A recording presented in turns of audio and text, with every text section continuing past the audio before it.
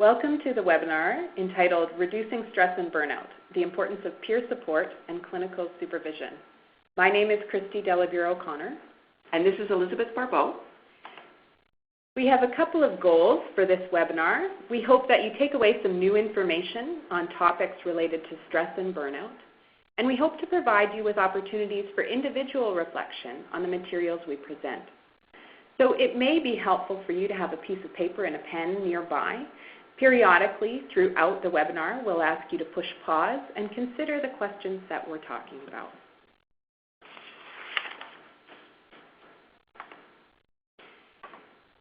In this webinar, we're going to cover 4 topics. The first topic will focus on clinical supervision in feminist practice, specifically focusing on anti-violence work. The second topic will be on professional development and networking, and thinking about how professional development opportunities can help sustain us in our work. The third topic we'll consider is peer support and ways that we can support each other as teams to help sustain us in the difficult situations we encounter in our work. Lastly, we'll talk about individual strategies for self-care. So our first topic is supervision for feminist practice.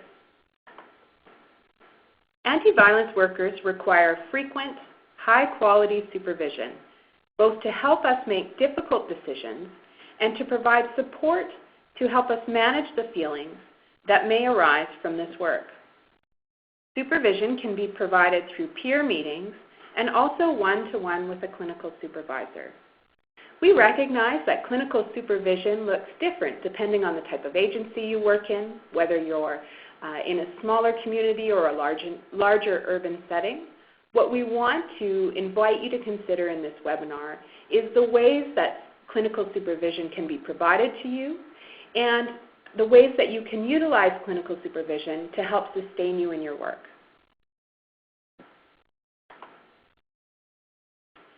Good clinical supervision is important for a number of reasons. The first one is that good clinical supervision can help us plan services. When we're able to talk through our strategies for supporting the women and children that we work with, we can develop better plans that are more effective. Good clinical supervision can help us problem solve complicated situations. Often in our work, we're presented with ethical dilemmas that we need to have time to consider, and it's helpful to seek out clinical supervision to help us consider all the possible pathways through those difficult situations. Good clinical supervision can also help to debrief particularly difficult or traumatic work. We know that many of us face heartbreaking situations in our work, and it's important for us to be able to talk those situations through with a supervisor or peer supervisor in order to be able to let them go and move on to our own personal lives when we leave work. Good clinical supervision can support us in resolving conflicts of interest or ethical issues. Sometimes we have conflicts of interest within different agencies that we partner with or with other members of the team, or we face ethical issues related to reporting and supporting women and children that we work with. And good clinical supervision allows us the space and time to consider the best pathway through these.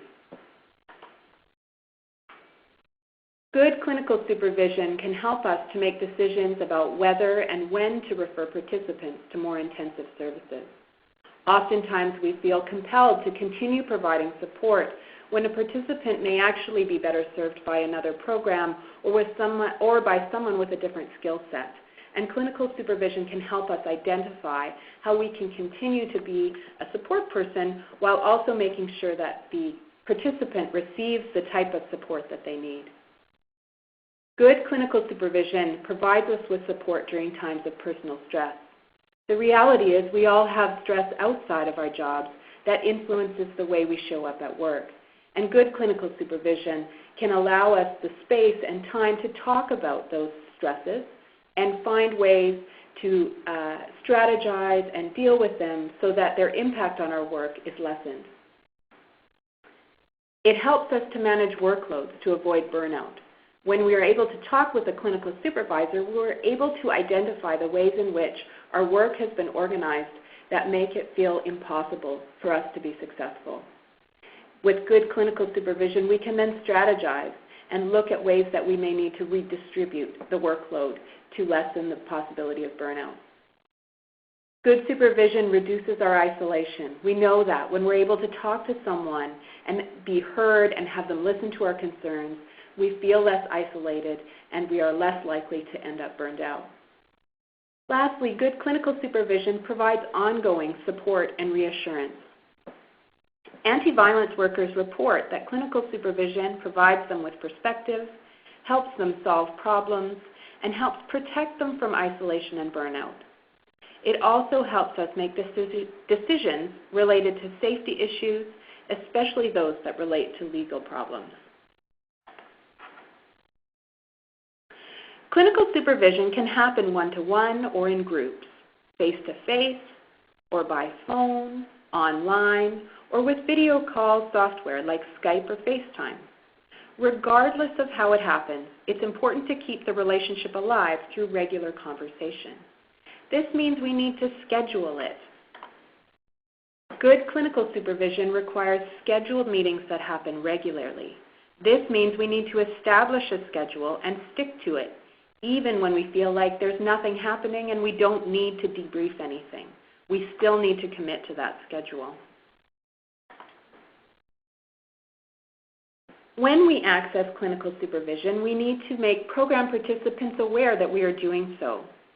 When you explain issues of privacy to the people that you support and work with, it's important to let them know that you'll be consulting with a clinical supervisor and explain to them what kinds of information you might share with your supervisor and the reasons that you would share it. Good clinical supervision is crucial to supporting your well-being and to maintaining good clinical practice. So at this point, we want to invite you to reflect on several questions related to the topic of clinical supervision. The first question is, what have been your experiences with supervision? Do you have access to supervision within the agency that you work within? What kinds of things have been helpful?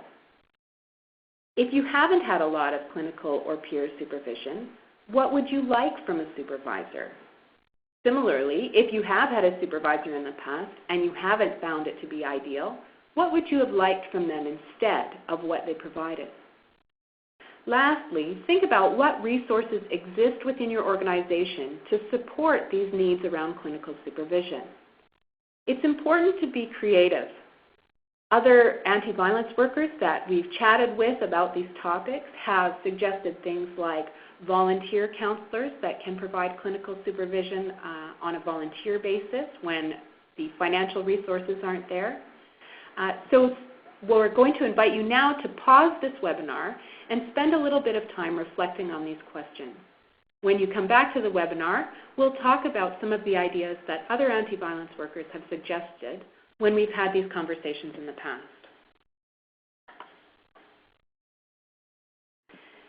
In previous conversations, anti-violence workers have emphasized the importance of clinical supervision in providing validation and support for our work. It provides us with the time and space to talk about the work with someone who is not immersed in the day-to-day grind of the work. Utilizing a layered approach can be helpful. So some organizations set up supervision in ways that allow for monthly meetings with a clinical supervisor, monthly peer supervision meetings, and weekly team meetings. Organizing supervision in this way provides multiple sources of support at various times throughout the month. The second topic that we want to talk about in this webinar is professional development and networking. In addition to staying current with the literature and best practice ideas, anti-violence counselors need opportunities to train and to attend conferences that allow us to network with other counselors. Sometimes we can get so immersed in the immediate work within our team that it takes a lot of effort to lift up our heads and look around and see what's going on around us. But attending conferences and trainings is a wonderful way to do that, to be able to see ourselves as part of the greater network of people providing this work. Ideally, our agencies should acknowledge this need and make time and funds available for these purposes. Ongoing training and professional development are crucial to remaining vital in any job. Online courses and webinars are available through BCSTH on a growing variety of topics related to anti-violence work. You can start by consulting the website of the BCSTH, which is at www.bcsth.ca.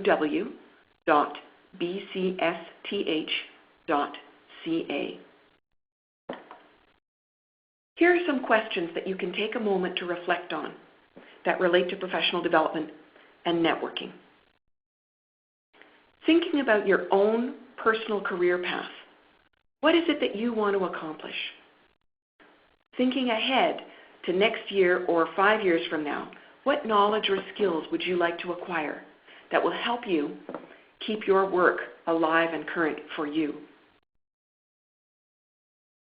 What barriers or obstacles might prevent you from accomplishing these goals on time? For example, a lack of time, a lack of money, or too many other commitments. And then finally, what can you do to overcome these barriers or obstacles? What resources are available to help you overcome these barriers or obstacles? We'll invite you to pause the webinar now and take a couple of minutes to jot down answers to these questions. On the next slide, we're going to provide you with some examples of answers that other anti-violence workers have provided when we've asked for their input in past workshops. Here are some ideas that other anti-violence workers have come up with when we've discussed this topic in the past. First of all, make a list of priorities and ask yourself, who can assist you with each one? Start this as a wish list.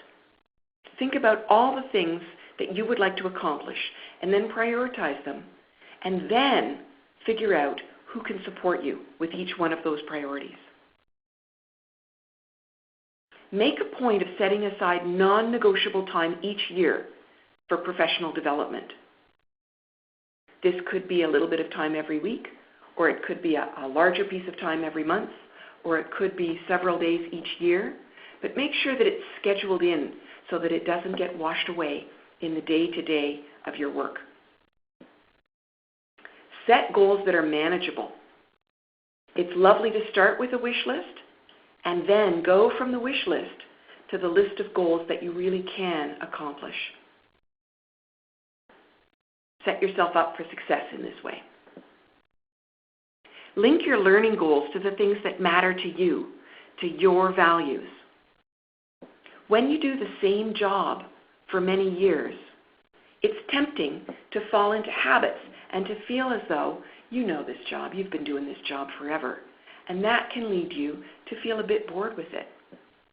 There are some workers who have a genius for continuing to make the same job fresh and new by always identifying new goals within their existing framework. Figure out what matters to you and then find ways to incorporate it into the work you're doing.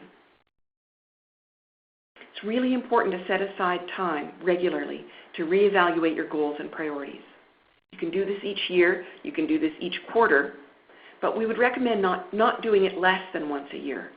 Looking back over the year, thinking on the things that you have learned, and then reevaluating your future goals in the face of that. Have you accomplished some of these goals? Can you replace them with new goals? Or have you made some progress on certain goals, but you want to continue to keep those as a priority? And finally, use team meetings as a time for professional development. If one person on your team has gone off to a workshop and learned some exciting new skills or information, give that person time in your team meeting to share. That way, one person going away can provide information for everybody on the team to share.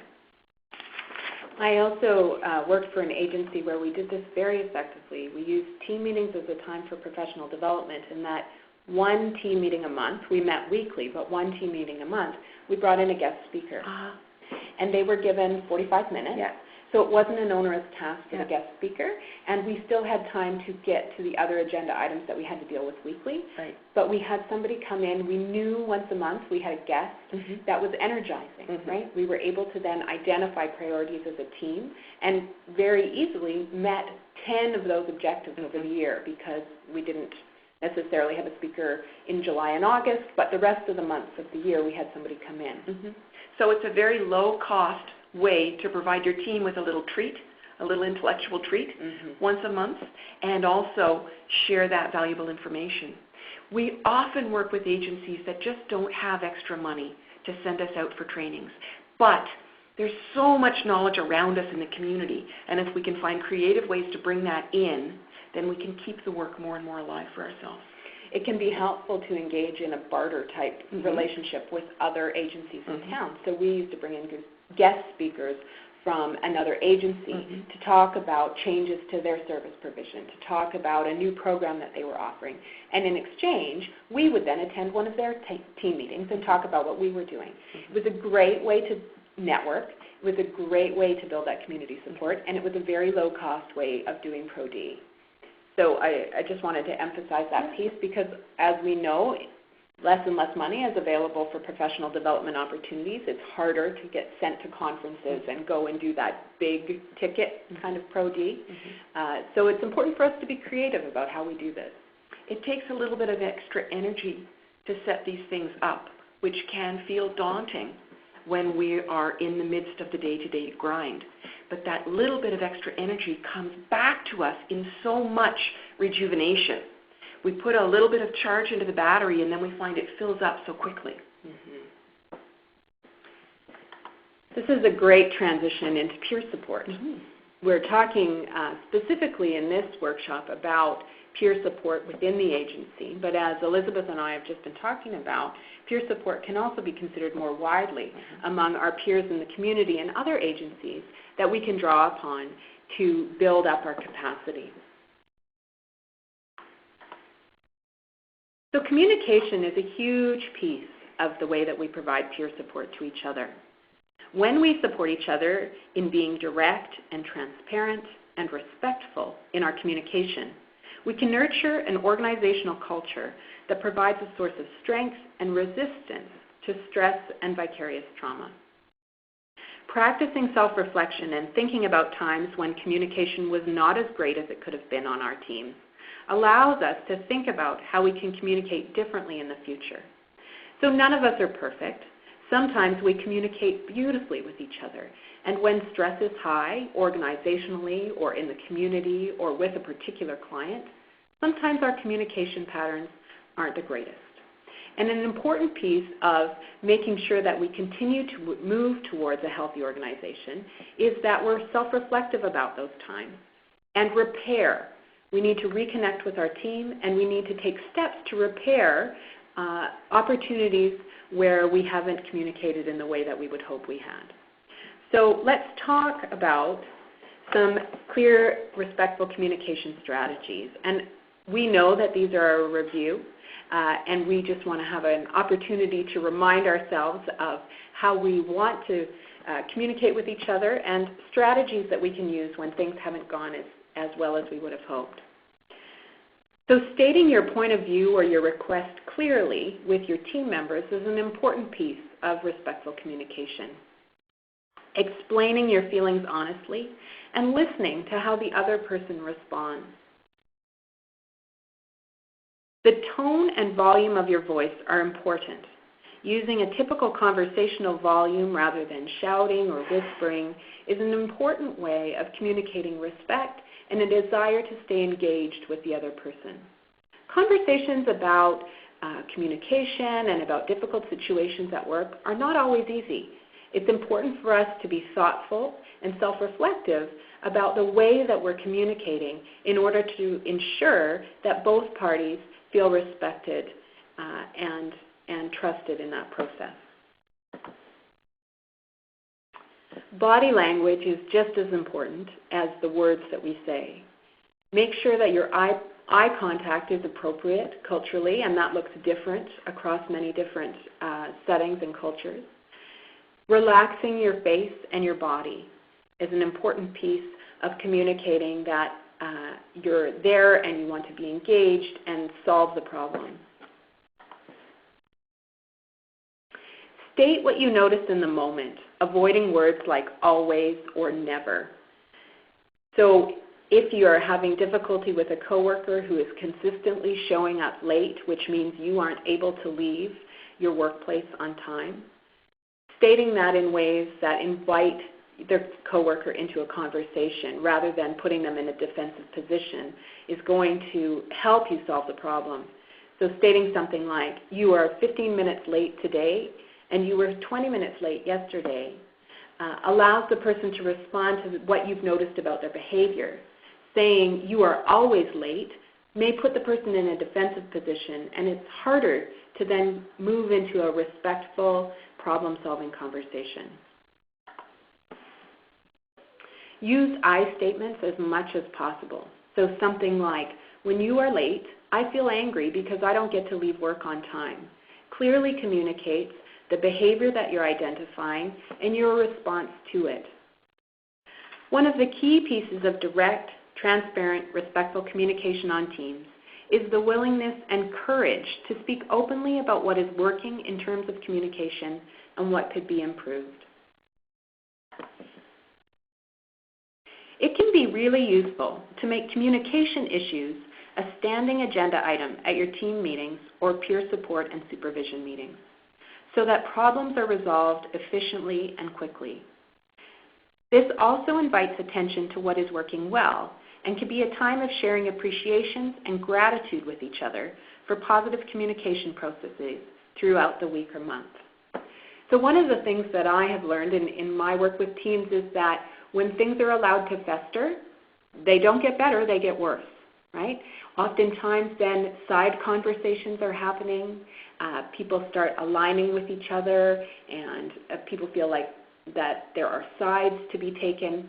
None of that is helpful in terms of supporting a healthy, proactive communication in your work environment. Having communications on the agenda at each weekly team meeting allows any problems to be brought up as a standard part of the way that we do business. It's not a special agenda item then. I don't need to feel extra stress about bringing up a communication issue that I've had with a coworker. It's expected that we're going to talk about these things. Similarly, it's important to notice what's going well. And when communication issues are on the agenda every week, it's a reminder for us to point out the things that we appreciate about each other and the communication patterns that we have with each other. So it's a great way to build on the positives as well. It's not just an opportunity to voice concerns about what's not working. A big piece of how we relate to each other is related to our ethics, our values, and our beliefs. Supporting each other to stay grounded and connected in our work involves much more than simply sharing a cup of tea with a coworker during a shift or encouraging a colleague to go to yoga after she gets off work to help her manage her stress. We need strategies and practices in place that support us to remind each other every day of our collective ethics, our values, and our strengths. Vicki Reynolds is a clinical counselor and supervisor who talks about the importance of connecting our work to our ethics, our values, and our beliefs. She suggests it's important for organizational teams to map out our collective ethics, to invite commitment to them in our work. Reynolds suggests several questions that can help us consider these ideas. What are the ethics that drew us into this work? Why do we continue to be here? Why do we do anti-violence work? Why is it important to us?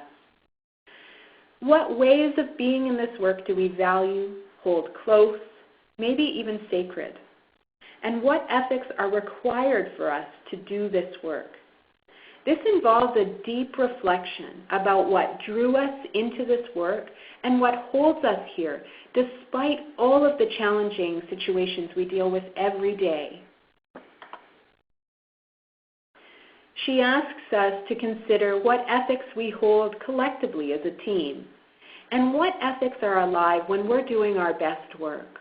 When we're really functioning well as a team, when we're providing the kind of support to women and families that we want to provide, what are we holding most dear? How do we do this work in ways that are in accord with our collective ethics? This means we need to think about how we put into practice those values that we hold as an organization. If we have a value statement or guiding principles that we have articulated as an organization, how do we put those into practice in our everyday interactions with the women and children that we work with? And how does staying true to these ethics help us avoid burnout? We know that none of us was drawn to this work for the fame, the glory, or the money. Right? We're drawn to this work because we think it matters.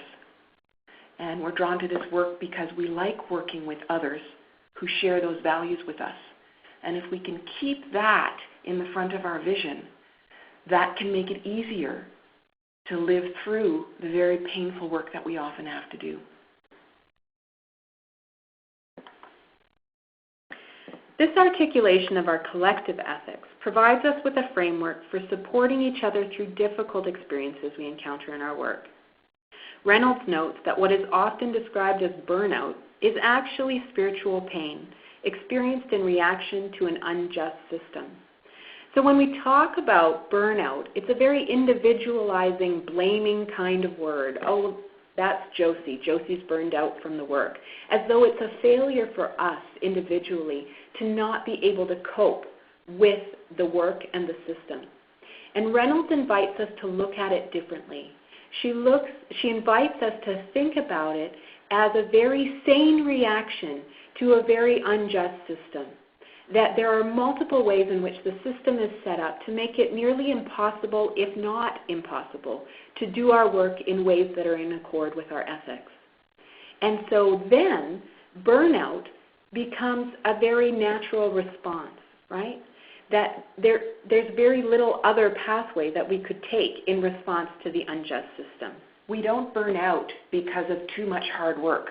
We burn out because of hard work that results in banging our head up against the system, that results in our the people that we work with, the women and families that we work with, and our colleagues and peers being unable to achieve the healthy growth-related goals that we are setting for ourselves and for each other.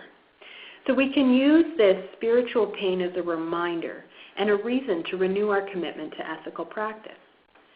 Vicki Reynolds highlights several questions that can help us explore the source of the spiritual pain we experience when we find ourselves practicing in ways that go against our values. She asks us to consider, what ethic have I gone against? Why is this ethic important to me? And how did I act in ways that go against my beliefs? What would it look like if I could act in ways that were aligned with my ethics? What would it look like if I could do this work in a way that I believe it should be done? And what can I do to repair the relationship or situation now? Many of us engage in work within constraints of the system. We only have 45 minutes with a child, when really we recognize that that child would be much better served by a 2 or 3 hour outing, where they could go and have some recreation, where we could spend some time together and have a more informal chat and then a formal chat about what's happening. We get a 45-minute session in an office, right? And so those situations add up to the point where we think, why am I doing this? This isn't the way that I want to do the work. It isn't the way I believe effective work happens. And then we land in this place that's magically called burnout, when in fact, it's a response to needing to practice in ways that go against what we truly believe is helpful. Reynolds gives us these questions as a way to consider those experiences more deeply. How can I hold this experience of spiritual pain close and use it in the future to remember my relationship with the ethics I hold? Additionally, when we bring these dilemmas and spiritual pain experiences to our team and ask for input, she asks us to consider, what does it say about my relationship to ethics that I've brought this forward in our team? And how can we use this experience collectively to change the ways we practice together? How can this experience be useful for all of us collectively? Supporting each other in this work requires us to be committed to social justice and to caring for each other. We need to build and draw upon connections that support us in our work. As Vicki Reynolds notes, we cannot be responsible for the abundance of need, but only for that work which is within our power to accomplish. A spirit of solidarity invites us to witness and connect with the important work of others, helping us to envision our collective work as both doable and sustainable.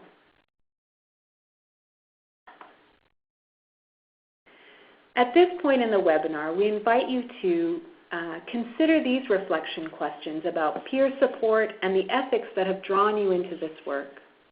What personal ethics have drawn you to this work? As Elizabeth said earlier, we didn't come into this work for the fame and glory and the big bucks. We're drawn to it because we believe it matters. Think about what your own value system is and what ethics have drawn you to do this work and remain in this work. How do the ethics of your organization align with your own ethics?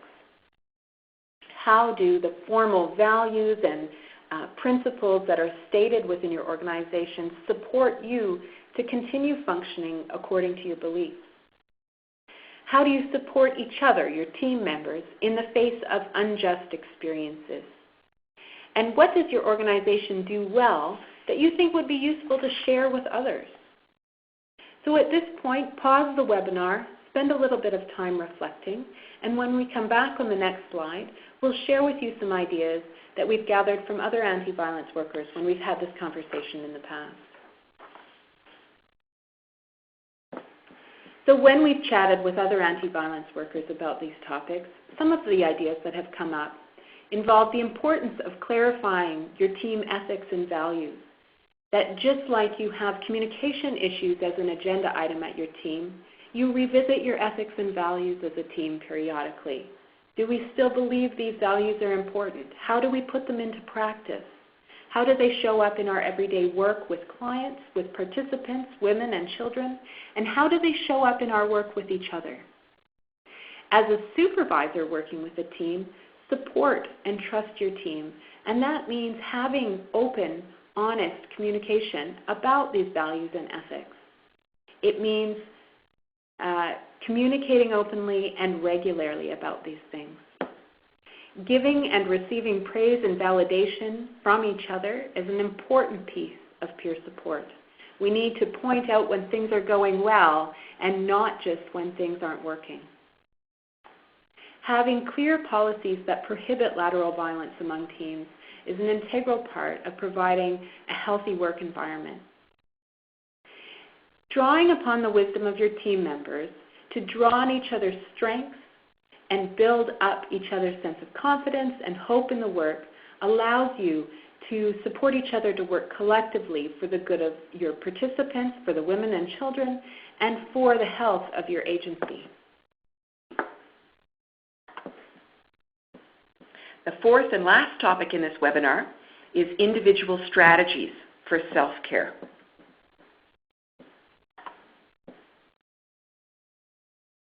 This is where we approach the topic of vicarious trauma. And vicarious trauma is the term that we use to describe trauma that's experienced by those who work with trauma survivors. So vicarious trauma is a result of the empathy that you bring to your work with somebody who has survived a trauma. And in your engagement with them in their story, you sometimes feel some of the same symptoms of trauma as that trauma survivor. And because that's a real and genuine trauma to you, the worker, we call that vicarious trauma. Working with people who've been traumatized can affect anti-violence workers in profound ways. We may be affected by anxiety, diminished concentration, and the desire to withdraw from friends. Sometimes we're tempted to resort to unhealthy coping strategies, which might include using alcohol to relax, withdrawing from those that we know can support us, and other things that are tempting, that may be indicative of older habits that we're working to overcome, but that when we're more stressed out, they are more immediate go-to places for us because of older habits. Vicarious trauma can cause our health to be compromised. This can lead to physical symptoms, and it can also lead to an impaired immune system. And our work may also be compromised. Vicarious trauma often includes problems with performance of job tasks, lower morale on the job, diminished relationships with our colleagues, and an increase in absenteeism on those days when we just feel like we cannot go in and do it on that day. Here are some coping strategies, and I don't expect anything on this list to be a surprise to you, but it's, I think, useful for us to slow down and spend a few minutes mindfully reconsidering ways that we can keep ourselves healthy after having acknowledged the vicarious trauma that we all experience to a greater or lesser extent when we work with trauma survivors. So strategies include getting enough sleep. I know, it's hard. It's hard to get enough sleep. It's hard to find the time. But it's one of those things where when you are able to find the time to sleep better, you have so much more vigor for the other tasks during the day that ironically get in the way of your sleep at night. It's a chicken and egg kind of a thing, but it's worth really working hard to put aside that block of time. How many hours of sleep is it really healthy for you to get? Some people do well on 6. Some people need 7. Some people know that they need 8 or 9 at least once a week to be able to function optimally. So then think about, what time do I have to set that alarm in the morning and count back those number of hours plus a half an hour to settle down with no screens, with no texting, no television, with the kind of ritual that helps you settle into a restful night's sleep. Making enough time to relax also goes hand in hand. Some people get up a little bit earlier before the family wakes up. Some people stay up a little bit later. That's their quiet time. Some people find moments during the day, a quick walk at lunch or time in a quiet room in the middle of a shift if you can take a break.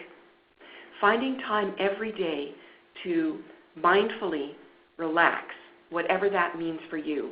A few minutes to read, a few minutes to, crush candies, whatever your quiet relaxation is. Good nutritional habits are also the kind of thing that are easy to say and harder to do, especially when we're stressed. For many of us, feeling stressed includes wanting to reach for comfort foods. And for many of us, myself included, those comfort foods that make me think I feel better are often not the most nutritional choices. So it takes a real act of will for me, and I know for many others, to reach for healthier options for myself and for my family.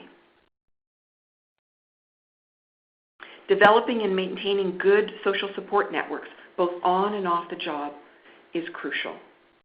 We've talked a lot about peer support on the job, and one of the really important things about communicating in positive ways with your peers on the job is that they really understand the work that you're doing. They really know how hard the work is that you're managing. It can be hard to find people off the job that share that same awareness, that same intimate awareness of how difficult the work is. Sometimes it's tempting to use our families to support us. And I want to remind us to be cautious about that. Oftentimes, our families don't have the training in anti-violence work, and they don't have an awareness of the difficulties of engaging in anti-violence work and work with trauma survivors.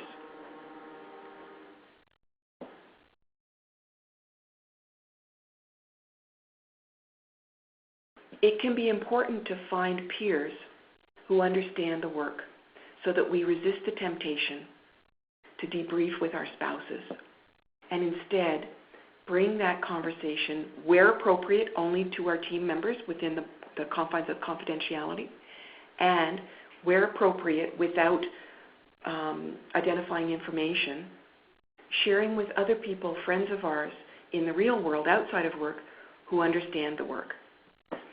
I often talk with my students at the college about the importance of maintaining a peer network of people who engage in the work with you, but don't necessarily do the same work as you, because they can provide a set of outside eyes, oftentimes at arm's length from the trauma that you're involved with.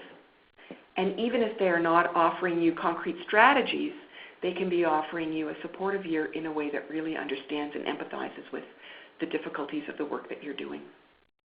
I also love having a support network outside of my work that doesn't know anything about my work. That's not at all what we talk about. So friends that I have in the music community, or friends that I have on a sports team, where it's understood that we're not going to talk about my work, and it's a relief, right? It's not something that ever comes up, and I get to be separate from my work in that conversation. And so I think that those two pieces are useful to consider, right? Where do I have a support network outside of my job of people that understand what I do, and where do I have a support network of people who don't have any interest in what I do, and we get to talk about other things, because I think that allows us to sustain ourselves in ways that provide some resilience to that trauma. Exercise. I know. I'm not even really going to say a lot here. We know that when we exercise, it just makes our brains happy. It really does. And at the start, you don't feel like it's going to, and then, surprise, surprise, by the end, it really has made your brain feel happier. We'll move along. Working within the agency to establish supportive activities, for example, debriefing protocols, is also a really important way to cope. Oftentimes, particularly if we work within a large multi-service agency, the administration may not have an awareness of the importance of supporting people who work with trauma survivors. And it can be really important to advocate within your agency for the kinds of strategies that we've been talking about throughout this webinar. McAvoy and Ziegler have written a lot about counselors who work with people who are trauma survivors. And McAvoy and Ziegler offer us the ABCs of sustaining yourself. And the ABCs are awareness, balance, and connection. So the A is awareness. And awareness includes being attuned to one's needs, one's limits, one's emotions, and one's resources. Attunement means paying attention in a way that really allows you to understand. Awareness means heeding all levels of awareness, all sources of information. And awareness means practicing mindfulness and, very importantly, practicing acceptance. As we saw earlier in the webinar, Vicki Reynolds reminds us, we cannot be responsible for the abundance of need, but only for that work which is within our power to accomplish. That's a piece of the acceptance that we're talking about here. You can't make it all better. But through your small little piece, you can do a little bit, and that's all any of us can do. One little bit here and one little bit there. It's hard to accept. The B is balance. So balance means maintaining a balance among all activities, especially work and play and rest. Sometimes it's hard to remember the difference between play and rest. And the way I think of it, play is very active, and play is a way of using your energy that's different from work. But rest is a way of charging the batteries back up in quieter ways. Balance includes balancing workload and variety. So what this might mean is paying attention within your team to who is working with which clients, which women, so that you can share the work among your team in ways that allow each person to experience a variety of folks that they're working with, and ways that avoid having one worker work with all of the people from a particular demographic. Oftentimes, a change is as good as a rest, and being mindful about keeping variety in our work can really help that. And balance means maintaining inner balance that allows attention to all aspects of oneself. We find ways of doing this through the use, for example, of the medicine wheel and other tools that remind us that we need to seek balance among all the different components of our personality. And C is connection. Connection means staying connected to oneself and to others and to something larger. Now, the something larger is sometimes described as a spiritual connection, which can be off-putting to some people who aren't comfortable with that language. But I want to suggest that where a community of faith can be a really important way to connect to something larger and an important source of strength for many people, we can also connect to something larger in ways that are not connected to spirituality as such or to religious experience as such. Many people connect to something larger through, for example, volunteer work. Many people connect to something larger through other community events that remind them of the larger community that they belong with. Political activism is another example. Some people find that engaging in communities like, for example, music community or sports community is a way to connect to something bigger than yourself. Connection also means breaking the silence of unacknowledged pain. And this brings us back to acknowledging the vicarious trauma that is almost unavoidable when we work with trauma survivors. We need to acknowledge that pain in ourselves, and we need to acknowledge that pain within our team, among the people we work with. Breaking that silence is a powerful connection, both connecting to your own feelings and also connecting to the feelings of those you work with. And finally, connection means staying connected in order to offset isolation, in order to increase validation, and very importantly, hope. When we work with children and families to support the development of their resilience, we see that hope is a very powerful component of resilience.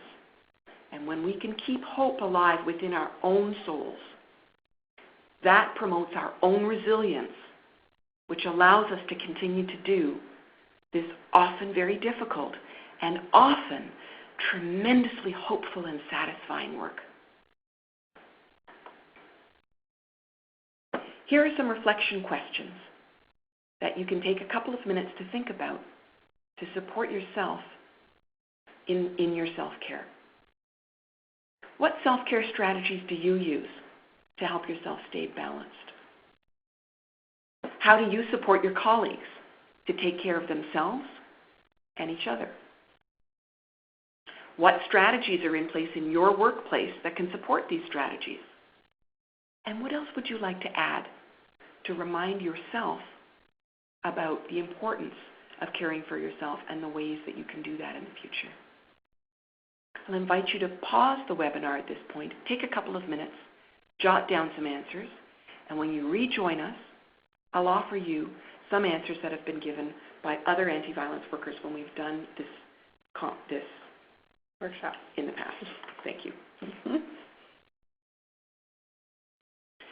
When we've done this workshop in the past with other anti-violence workers, here are some answers that they've given to these questions. People have talked about the importance of staying connected to healthy people and environments. Sometimes it takes an act of will to seek out healthy people and healthy environments, and then the enrichment that comes back to us is so powerful. People have talked about the importance of spending quiet time every day. And again, some people do that by getting up a little earlier in the morning. Some people stay up a little later at night. And other people find ways throughout the day to schedule in, even if it's just 15 or 20 minutes, quiet time for self-reflection, time to breathe, time to take a little moment away from all the work and non-work related stresses of our day. Women talk about the importance of engaging in rituals, celebrations that matter to you. And this can mean big celebrations like those that mark the passage of the seasons, and they can also mean small, very personal rituals, like the way you prepare yourself for bed at night, or the way you manage your kitchen when you're preparing to cook a meal, the ways that you set things up for yourself in order to allow yourself to perform your regular activities in health-affirming ways. It's really important to remember to rest and to recover when you're unwell. Some of us find that when we're really working hard, we tend towards the overwork and the overperformance and the hypervigilance, so that it's really hard to pull back. It's hard to remember that if I take a sick day, somebody else is probably going to be able to do just as good a job in my absence. And it's hard to remember that I need to take time to recover in order to go back into work with my batteries charged back up again. Women talk about doing things that bring you joy. So some examples were engaging in music, engaging in sports, cooking for ourselves, for our families, for our friends, dancing. It's a great way to get some exercise in and also bring joy into our bodies. What are the things that bring you joy? And how can you make sure that you fit that joy into every day or every week of your life? It's also important for many of us to develop transition rituals that allow us to leave work at work. For example, one woman talked about how oftentimes when she left work, she felt as though when she got into her car for the 40-minute drive home, her car was filled with the apparitions of the women that she had worked with during the day, and she found herself thinking about those women and their problems and problem solving the whole way home, so that when she arrived home, she had this whole carload of problems that she'd brought with her that didn't belong in her sacred space at home with her family. And so she developed a beautiful ritual of saying goodbye to each of those treasured women before she got home. And she would leave one safe and warm inside a coffee shop that she passed by, and she would leave another in a beautiful part of the woods that she drove through, and she would say to each one ritually, I'm going to leave you here now, dear. You're not allowed to come home with me. But tomorrow when I come back to work, I'll pick you up. I'll get you in the car. I'll bring you back. And when I see you for real at work, I promise I'll give you my full attention with a full heart and a full spirit. But right now, you can't come home with me. That's not your place.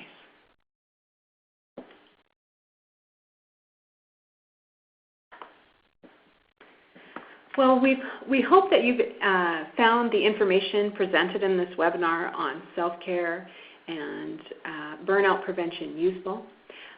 We drew on these two wonderful resources to prepare this webinar, and we provide the information about these resources here in case you want to find them and do a little further reading to go into more depth on the topics that we've covered in this webinar.